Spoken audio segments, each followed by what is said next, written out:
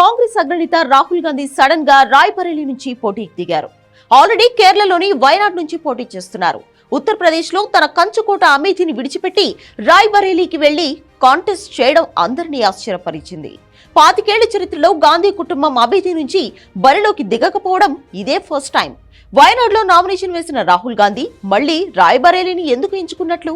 ప్రధాని Narendra Modi Amethi sitting MP Smriti Irani ఆరోపించినట్లుగా Wayanad లో ఓడిపోతానని రాహుల్ కి భయం పట్టుకుందా? తన సొంత నియోజకవర్గం కాదని మొన్నటిదాకా తన తల్లి సోనియా గాంధీ ఎంపీగా ఉన్న సీట్ను ఎంచుకోవడం ఏంటి?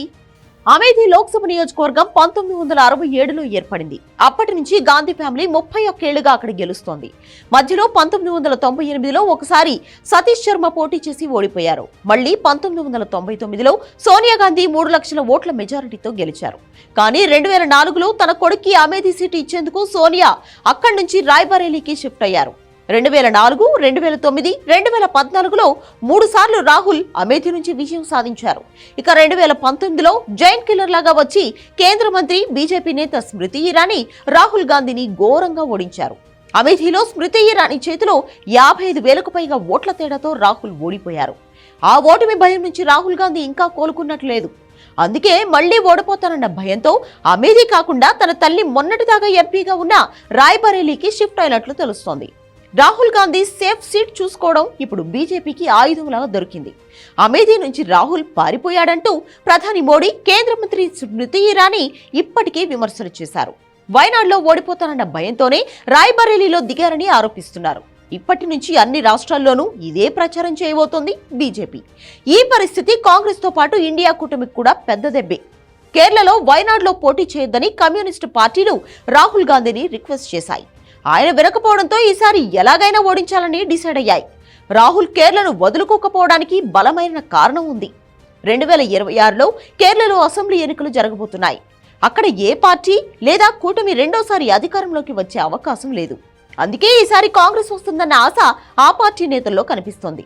రాయ్బరేలీ నుంచి ప్రియాంక పోటీ చేయకపోవడానికి కొన్ని కారణాలను కాంగ్రెస్ నేతలు చెబుతున్నారు. గాంధీ కుటుంబం నుంచి 3 పోటీలో ఉండడం కరెక్ట్ కాదనుకున్నారు.